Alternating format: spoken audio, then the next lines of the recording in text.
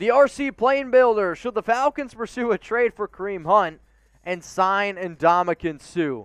I'm going to say no to both of these for the simple fact of you brought back Cordell Patterson. He's your running back.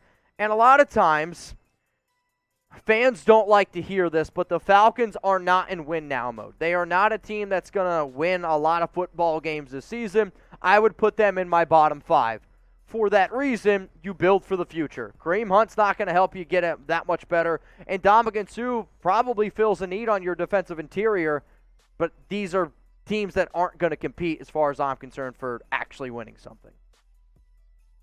What up, Larry Lapper? Should the Falcons just say F it and give the reins to Ritter for the year to see what he has, and if he's not good, then draft a quarterback round 1 in 2023?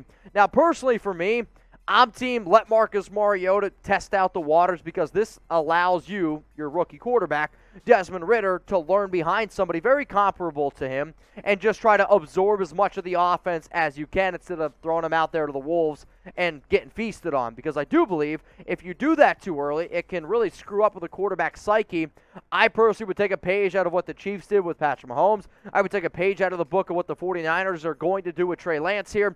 You let Mariota rock and roll this upcoming season, but if he's like grandma getting out of the tub bad Mariota, then who knows? You might see Ritter a little bit later on. But what do you guys think? Who starts here for Atlanta? If you were running the team, would you trot out the rookie, Desmond Ritter from Cincinnati, or would you go with the NFL vet out of Oregon? He's bounced around the NFL here a little bit, got with the Titans, was with the Raiders the past 2 seasons. DR for Desmond Ritter, MM for Marcus Mariota. The RC Plane Builder, which rookie quarterback do you see having the most success with their teams? It's a good question. I'm always a big believer that you got to have talent around you in order to succeed. I will also say that I'm also a big believer in when you're taken early, you have a better opportunity because your team invests more in you. So for that reason, I'll go with Kenny Pickett because he was drafted at number 20 overall to Pittsburgh. But don't sleep on Malik Willis, man. The Titans do scare me a little bit from a receiver standpoint in the long term, but Malik Willis is the guy who I ranked the highest, but also I think for the short term, it's probably Kenny Pickett. All right, y'all, no balls. If somebody told me no balls, you won't do it, when I was a kid, I'd do it. Shit, I probably still would do it.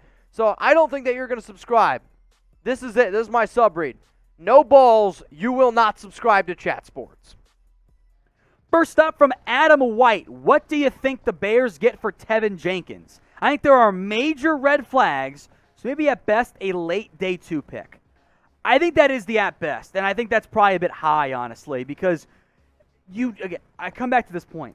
You don't see these players get linked in trades in the reports of, oh, there's interest, unless there's not that much interest, and you have to wait. So I think day 3 might be more likely. The Bears are selling at a low point right now with Teven Jenkins. So if they do trade him, I would set your expectations fairly low in terms of the return. Maybe a 4th-round pick is what you end up getting from that standpoint. Today's show is made possible by Manscaped. Smooth Sack Summer is here, and that's right, this summer is to keep your balls cool while still looking hot with Manscaped. 20% off and free shipping on all their men's grooming products at manscaped.com/ that includes the lawnmower 4.0, the best thing available in men's grooming.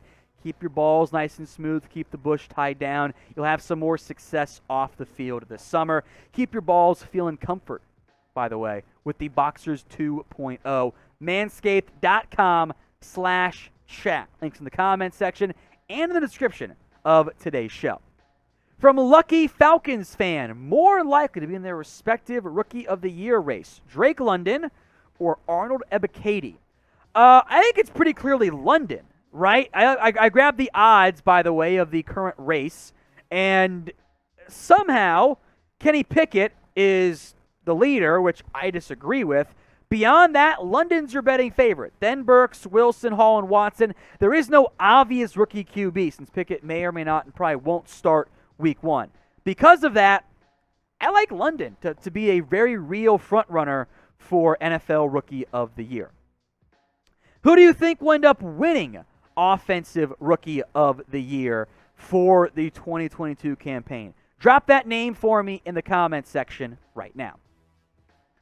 Let's talk to Alex Arnold now, a super chat. Top 6 rookie dynasty football players in order. So you know what?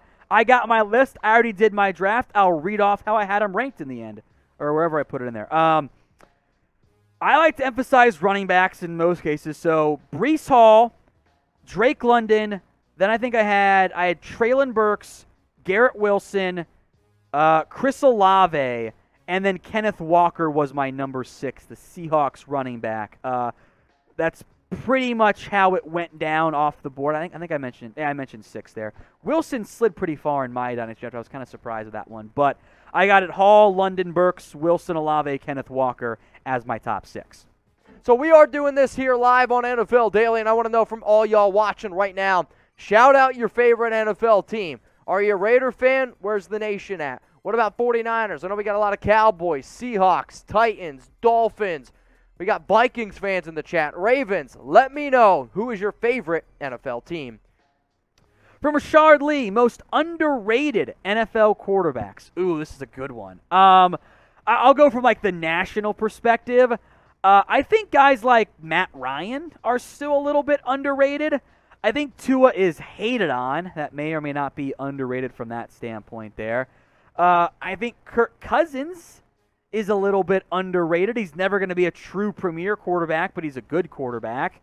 And I think when we look back at this next year, we'll say insert young rookie Q or second-year QB was very much underrated. From Seahawks All Day, when and who will sign Odell Beckham? It's a great question. I do think as for the when standpoint, Odell Beckham is going to wait to sign. It makes the most sense for him financially and timing-wise to wait until he's healthy. He's not going to be cleared until September probably more like October, November. So there's no rush. Outside of going back to LA, there's no rush there. What he could have is wait to sign, and come November, there might be teams that need a receiver and that could pay him a little bit more, give him more playing time, more targets, more reps, and maximize his long-term earnings. 6 teams, as we sit right now, that have been linked / I think make sense. The LA Rams, obviously, makes sense.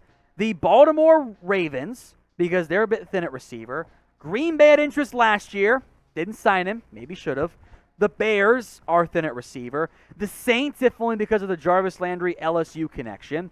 And the Tennessee Titans could also make some sense from that standpoint in terms of being a decent option with a bit of uncertainty behind Robert Woods and Treylon Burks.